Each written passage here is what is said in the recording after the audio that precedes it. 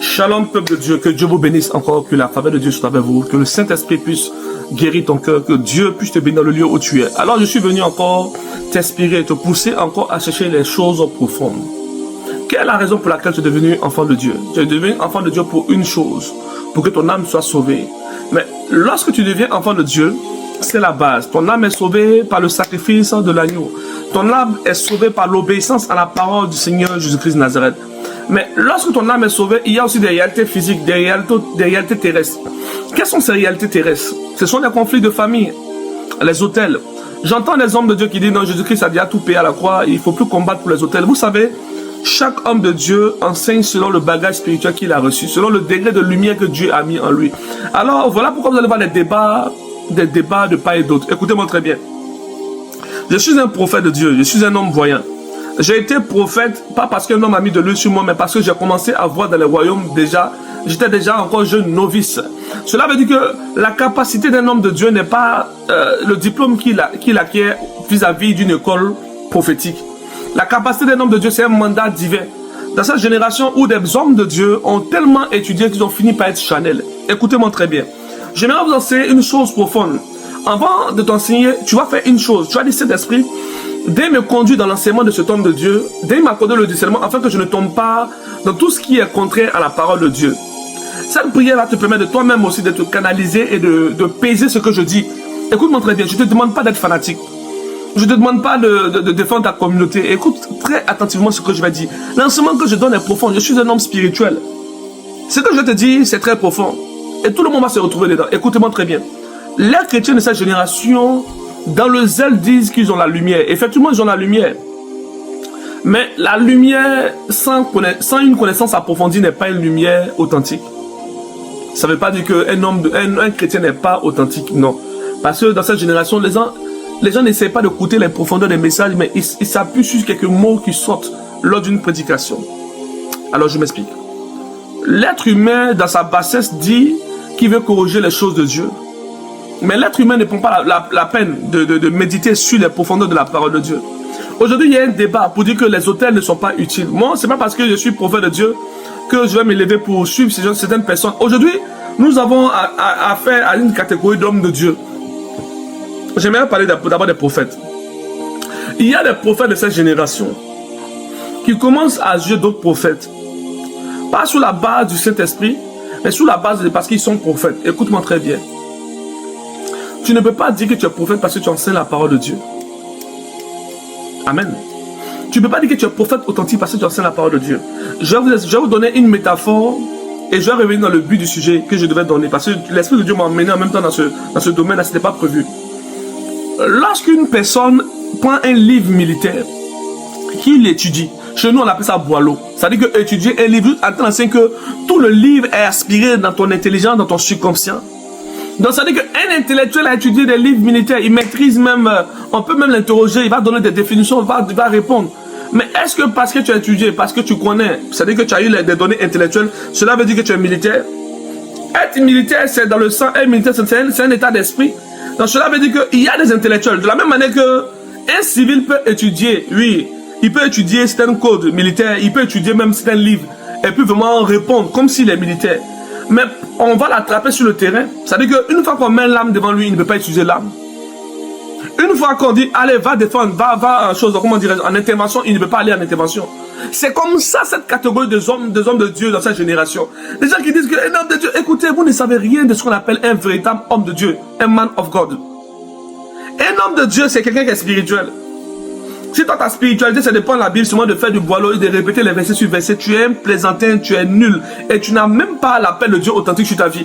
Je m'adresse à tous ces faux prophètes. Oui, il y a des jeunes prophètes aujourd'hui, des faux prophètes, même des vieux prophètes qui ont tendance à attaquer d'autres prophètes. Un prophète peut attaquer un autre prophète dans le sens où Dieu lui a donné un mandat. Parce que la Bible déclare que, écoutez, moi je ne fais pas contre le ministère de dénonciation, hein, donc ne sois pas prompt à dire Amen, Amen, homme de Dieu. Écoutez bien attentivement. Dans la Bible, il y a des gens à qui Dieu a donné le pouvoir et le don pour exposer les faux hommes de Dieu. C'est un ministère authentique. Qui sont ces personnes-là? Je vais vous donner le nom de ces personnes. Vous allez comprendre que ces personnes même ne sont pas des gens naturels. On vous parle d'Ézéchiel. Ézéchiel est transporté à travers des visions où il fait des sorties astrales, il fait des sorties hors du corps, qu'on appelle communément l'extase.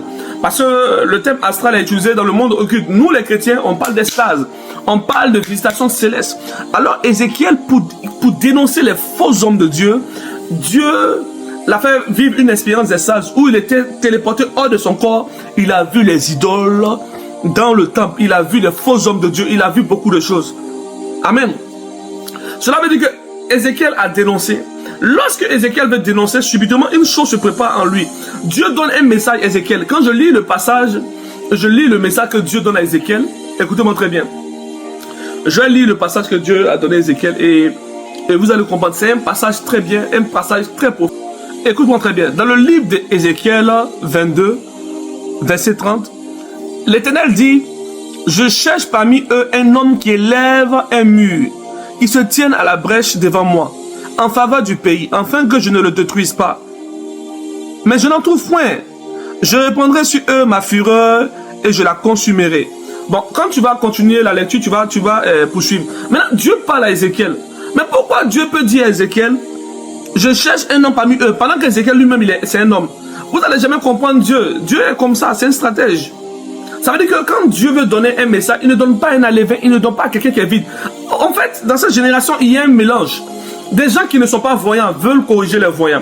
Des gens qui n'ont pas la capacité de voir dans le monde spirituel veulent corriger ceux qui ont la capacité d'opérer dans le monde spirituel. Et ça, il y a un problème. Tu as le droit de dénoncer les faux hommes de Dieu à condition que ton mandat soit authentique. Je ne parle pas de tes boileaux que tu as fait où tu as commencé à étudier la Bible. Non, je ne parle pas de ça. Je parle des gens de Dieu, des hommes de Dieu authentiques. Il y a une personne dont je tais le nom.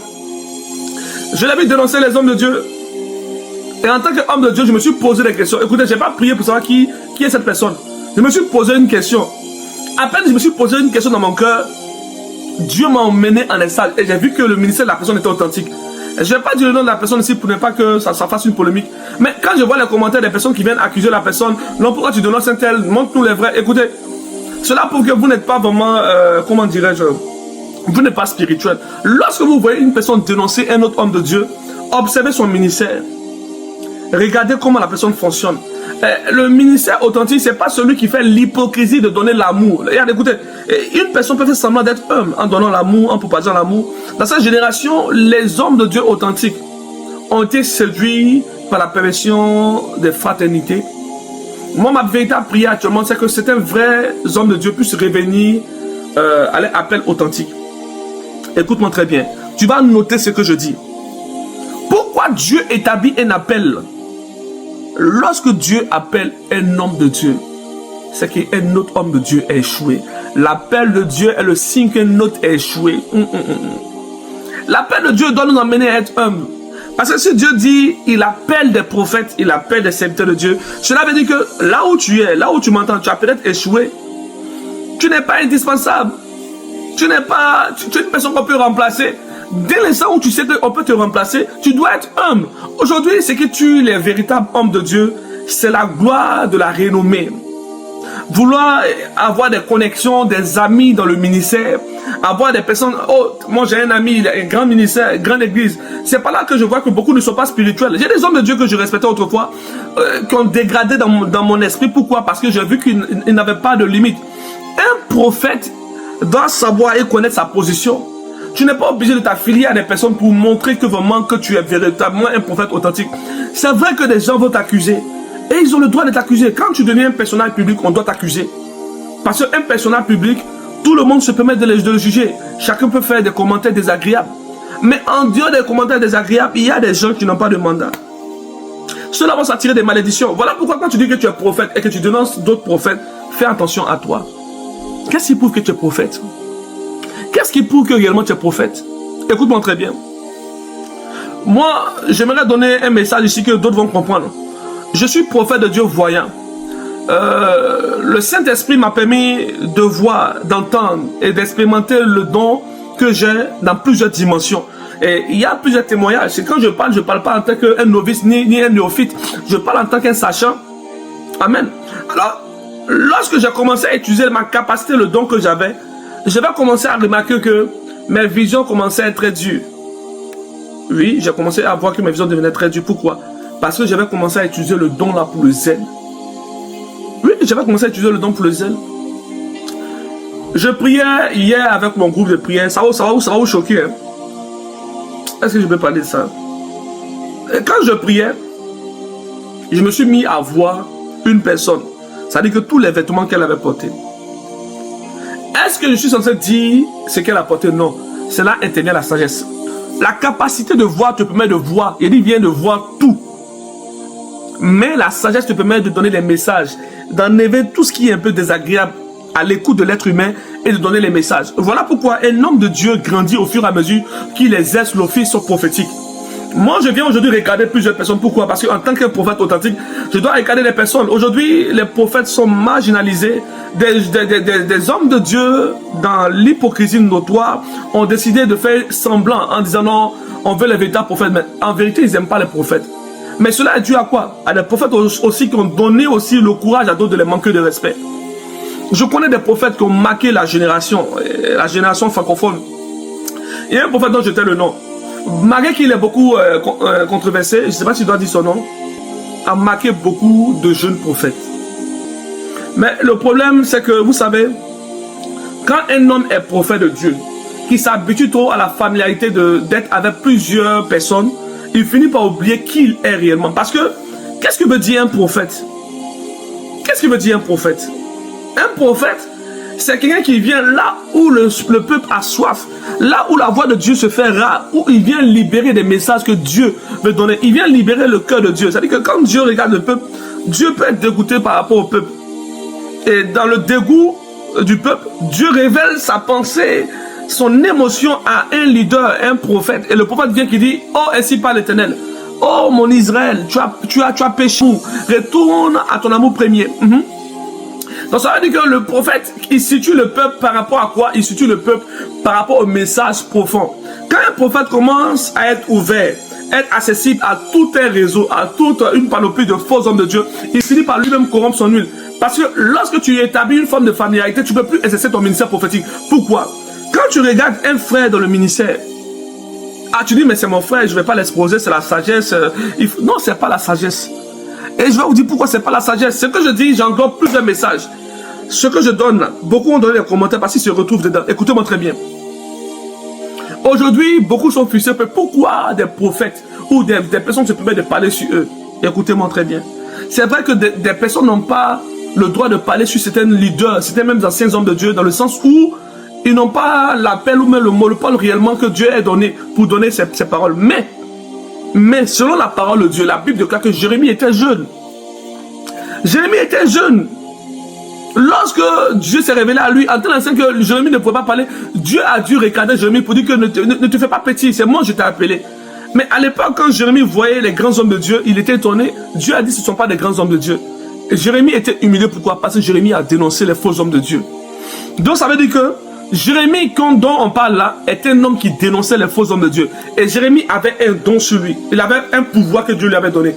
Écoutez, quand Dieu donne un mandat à celui qui dénonce, il lui donne toujours un pouvoir. Méfiez-vous de ceux qui dénoncent. Pas les faux qui aiment dénoncer par haine. Il y a des gens là, à qui Dieu a donné le mandat de dénoncer. Ils ont un pouvoir, on leur a donné le pouvoir aujourd'hui, selon la parole de Dieu. Parce que moi je suis un homme, je m'appuie sur la parole de Dieu. Qu'est-ce que Dieu donne à Jérémie comme pouvoir?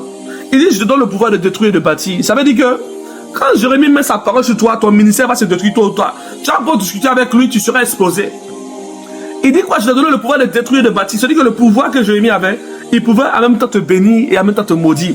Voilà pourquoi vous ne devez pas être prompt à vous, comment dirais-je, acharner contre des personnes qui sont levées, poussées par l'Esprit de Dieu pour exposer certaines choses. Écoutez-moi très bien. Moi, il y a une dame un jour qui m'a appelé, qui a commencé à prophétiser sur moi. J'ai tellement la crainte de Dieu que quand elle prophétisait, je suis resté là à l'écouter. Et quand elle a commencé à prophétiser, Dieu ouvre mes yeux. Et je regarde la vie de la femme, je vois que ce n'est pas conforme à ce qu'elle dit. J'écoute sa prophétie, je vois qu'il y a fait un peu de sexe dedans. Et j'ai vu que ce n'est pas conforme. Et j'ai commencé à comprendre que c'était étrange. Moi, même si une personne m'envoie une prophétie, qu'elle dit, oh homme de Dieu, va te repentir, je me pose beaucoup de questions. Pas parce que je suis faux, je me dis, mais peut-être que j'ai dû faire une chose que Dieu n'a pas aimée. Et dans ce sens-là, où je retourne dans la présence de Dieu, je dis, ah Seigneur Dieu, je me répands devant toi si j'ai posé un acte, me révéler l'acte que j'ai posé. Donc j'écoute les prophéties, je ne refuse pas les prophéties. Le problème de cette génération, il y a des gens qui ont dénoncé, qui savent eux-mêmes dans leur fond qu'ils sont faux, qu'ils ont posé des mauvais actes. Et par zèle de vouloir nettoyer les images, ils viennent en même temps dire non, méfiez-vous, telle chose va se passer. Non, rien ne va se passer. Tant que tu n'es pas allé te réconcilier avec ton Dieu, même si les gens se lèvent, ils vont faire ce qu'ils veulent, rien ne va se passer. Je vais vous donner encore, pour confirmer cela, je vais vous donner encore un passage pour confirmer cela. Et vous allez... Alors, on va lire ensemble ce passage. La Bible parle de... je donne un verset. Il y a beaucoup de versets, il y a beaucoup de passages. Le psaume 39. Alors, écoutez bien ce psaume que David a donné. Écoutez bien la parole de Dieu. Pour vous dire que ce qui arrive aux hommes de Dieu actuellement arrive aussi à d'autres hommes de Dieu. Amen. Écoutez-moi très bien ce passage-là. Au chef des chantres, sur les lits de David, sauve-moi, ô Dieu, car les eaux menacent ma vie. J'enfonce dans la boue sans pouvoir me tenir. Je suis tombé dans un gouffre et les eaux m'inondent. Je m'épuise à crier, mon gosier se dessèche. Mes yeux se consument tandis que je regarde vers mon Dieu. Ils sont plus nombreux que les cheveux de ma tête. Ceux qui me haïssent en cause, ils sont puissants. Ceux qui veulent me perdre. Qui sont à tort mes ennemis. Ce que je n'ai pas dérobé, il faut que je le restitue. Oh Dieu, tu connais ma folie et mes fautes. Ne te sont point cachés. Que ceux qui espèrent en toi ne soient pas confus à cause de moi. Seigneur éternel des armées, que ceux qui te cherchent ne soient pas dans la honte à cause de moi, Dieu d'Israël. Car c'est pour toi que je porte l'opprobre et que la honte couvre mon visage. Je suis devenu un étranger pour mes frères, un inconnu pour les fils de ma mère. Car le zèle de ta maison me dévore et les outrages de ceux qui t'insultent tombent sur moi. Je verse des larmes et je jeûne. Et c'est ce qui m'attire l'opprobre. Je prends un sac pour vêtements et je suis l'objet de leur sarcasme. Ceux qui sont assis à la porte parlent de moi. Et les buveurs de liqueur forte me mettent en chanson. Amen. Mais je t'adresse ma prière, ô Éternel. Vous savez, ce passage, David dit que les buveurs de liqueur chantent et parlent de moi. J'ai vu une vidéo où même un homme qui avait la bière devant lui, qui parlait aussi d'un autre homme de Dieu. Pour vous dire que David est un prophète, mais David reconnaît son tort. Quand David avait péché devant Dieu, c'est-à-dire que lorsque David a connu ce qu'on appelle, il a couché avec une femme qui n'était pas pour lui, et il a tué l'autre en question, le peuple de Dieu a commencé à parler contre David. Mais David était un homme d'alliance. Qu'est-ce que David a fait? David s'est repenti devant Dieu. À cette même génération, c'est pareil. Je ne dis pas que tous les hommes de Dieu sont saints. Écoutez-moi très bien. La Bible déclare que les mêmes personnes qui ont acclamé David ont commencé à dire que David n'est pas de Dieu. Dieu l'a rejeté. Est-ce qu'un homme de Dieu peut faire ce genre de choses? Écoutez, les hommes de Dieu aussi ont la chair en eux. Les hommes de Dieu là sont des hommes comme vous. La différence c'est que Dieu les a mis à part et les a donné des capacités spirituelles. Donc un homme de Dieu a la capacité spirituelle, il a aussi le devoir aussi de faire attention à lui. Pourquoi? Parce que les chrétiens sont sans pitié et sans jugement. Et sans pitié plutôt. Donc un homme de Dieu doit mettre une barrière. Moi j'ai connu beaucoup de gens venus auprès de moi avec des flatteries. Je connais beaucoup d'hommes de Dieu actuellement donc, qui font des polémiques où les fidèles sont venus vers moi, m'exposant les mystères, les secrets reliés à leur vie. Mais je n'ai jamais voulu exposer cela. Je connais des hommes de Dieu qui sont connus, qui font des publicités actuellement. Vous savez, les mêmes fidèles que nous avons là, sont les mêmes fidèles qui se promènent. Lorsqu'ils veulent avoir une chose qu'ils ne peuvent pas avoir, ils vont en même temps exposer ce qu'ils ont appris. Donc le ministère nous enseigne beaucoup de choses. Donc j'ai compris beaucoup de choses. C'est-à-dire qu'aujourd'hui, quand il y a une dénonciation, il faut écouter celui qui dénonce. Est-ce qu'il dénonce parce que Dieu lui a dit, ou il dénonce parce qu'il veut manifester une forme de jalousie? Amen. Est-ce que tu dénonces parce que l'Éternel dit, va appeler mon serviteur, va annoncer cette chose, afin qu'il revienne sur ma voie? Parce que dénoncer en venant de Dieu, c'est de pousser l'homme de Dieu à avoir une forme de crainte et de revenir sur la voie de l'Éternel.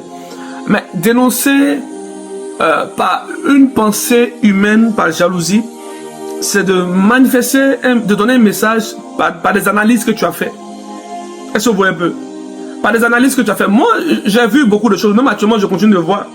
Il y a des hommes de Dieu, et ce qui m'a beaucoup plus attristé, je me rappelle lorsque je jeûnais beaucoup pour mon pays, j'ai vu un pasteur qui passait son temps à attaquer les prophètes, lui-même qui avait une vie de débauche, une vie sale. Et quand j'ai vu, je me suis tué subitement. Et j'ai compris que dans beaucoup de zèle, beaucoup ont beaucoup de bavardage, mais eux-mêmes n'ont pas une vie propre. Voilà pourquoi, qu'est-ce que je peux te donner comme conseil? Lorsque tu vois des hommes de Dieu se combattre entre eux, laisse-les se combattre entre eux. Dieu connaît ces véritables hommes de Dieu, il connaît les véritables prophètes, il connaît les véritables pasteurs. Mais toi qui n'as pas d'alliance avec Dieu, toi qui es simplement un enfant de Dieu qui est fidèle, va adorer ton Dieu simplement. Laisse Dieu lui-même va corriger ses serviteurs. Oui, entre eux, ils vont se lancer des flèches. Dans le secret, s'ils sont des véritables hommes de Dieu, Dieu les parlera dans la nuit. Dieu parle à ses serviteurs. Moi, chaque fois que, je vous donne un exemple, chaque fois que je dois voir une personne parler en parabole de moi, je le vois toujours dans le monde spirituel. Le Saint-Esprit m'emmène et je vois la personne essayer de m'attaquer. Du coup, quand je vois un message qui provient de moi contre ma vie, je sais automatiquement que la personne est fausse. Pourquoi? Parce que si la personne était dans l'esprit de Dieu, Dieu n'allait pas me montrer son acte. C'est aussi le signe. Quand tu vois que dans le monde spirituel, Dieu te montre une personne qui veut t'attaquer, ça veut dire que cette personne-là, tout ce qu'il va donner comme prêche, même s'il utilise des versets, ça ne vient pas de Dieu. Parce que Dieu est souverain. Mais si par contre, Dieu lui-même expose ta nullité dans un rêve et qu'une personne vient la confirmer, alors tu dois te repentir sincèrement.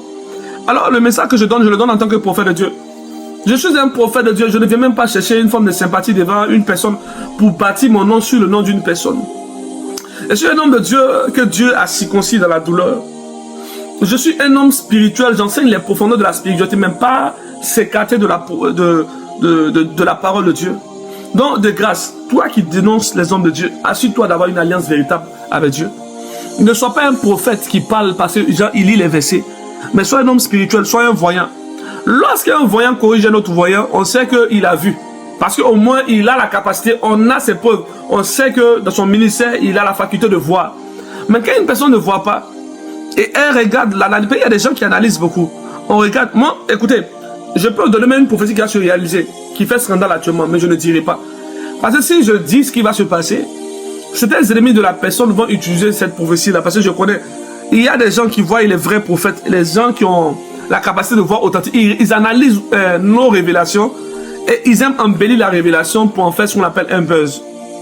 Amen. Voilà pourquoi il y a des révélations que je reçois que je ne donne pas. Et des révélations qui sont utiles que je donne, ainsi de suite. Donc dans le lieu où tu es, si tu as dénoncé un homme de Dieu dans la chair, par jalousie, va te repentir, tu seras frappé par Dieu. Si tu as dénoncé un homme de Dieu en sachant que tu n'as pas le mandat véritable, va te repentir, tu seras frappé par Dieu. Mais si par contre ton mandat est authentique, si réellement Dieu a mis la main sur ta vie, fais ce que tu dois faire, parce que ce que tu fais, tu le fais pour Dieu. Tu n'as pas de compte à rendre à qui que ce soit. Ce que je dis c'est bien aiguisé. Je ne suis pas venu flatter des hommes de Dieu qui sont venus dans cette génération, faire de leur sacerdoce, comment dirais-je, une forme de fraternité, une forme d'amitié un peu étrange. Non. Unir le corps de Christ, c'est pas d'applaudir la débauche. Unir le corps de Christ, c'est en tant que prophète, en tant que pasteur, annoncer la vérité. Si tu annonces une forme de vérité, qu'on te retrouve avec ce que toi-même tu dénonces, ça veut dire qu'il y a un problème à ton niveau. Oui.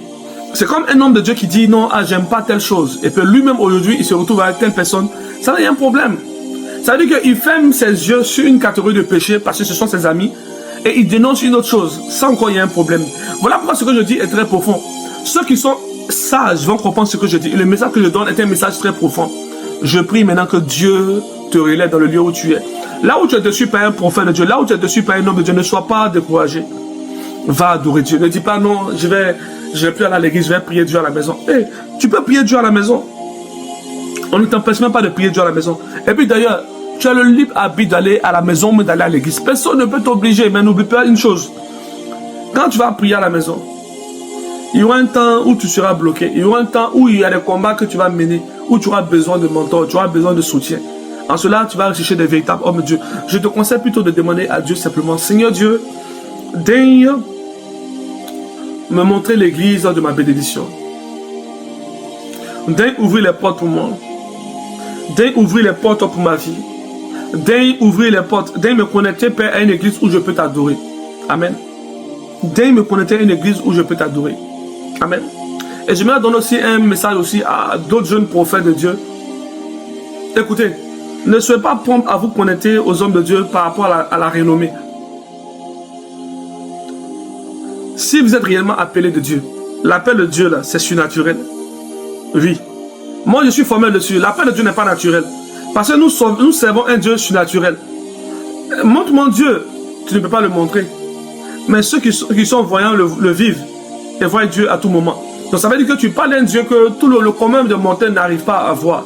Donc ça veut dire que dès l'instant où tu parles d'un être qu'on ne peut pas voir, ça veut dire que tu parles d'un être dans le domaine du surnaturel, du monde invisible, métaphysique. Donc ça veut dire que déjà, si toi-même tu n'es pas spirituel, il y a un problème à ton appel. Ce que je dis, ça choque des personnes, mais c'est la vérité. Dans cette génération, beaucoup aiment le prophétique, beaucoup aiment la parole de Dieu, mais ne sont pas appelés à faire le ministère. D'autres ne sont même pas appelés à faire. C'est pas parce que tu n'as pas de don spirituel. Actuellement, il y a une catégorie, une vague de dons de Dieu. Quand ils n'ont pas de don spirituel, ils disent, oh, moi je suis pasteur. Hein. Parce que moi, Dieu m'utilise beaucoup dans la parole. C'est faux. Un bon pasteur, Dieu va lui donner des dons pour diriger ses bébés. Dieu va lui donner des dons pour observer. Il aura des capacités en lui pour discerner, pour opérer. Amen. Donc, être un pasteur ne veut pas dire que tu es sans don spirituel. Amen. Je prie maintenant dans le lieu où tu es. Si je suis un homme de Dieu authentique, toi qui t'élèves avec des commentaires désagréables, je te mets sur l'autel de mon Dieu. Et si toi aussi, tu veux savoir aussi réellement si ce que je dis est vrai, va interroger Dieu et Dieu va te donner la clarté et l'intelligence de comprendre mon message. Que Dieu te bénisse. Sois béni puissamment.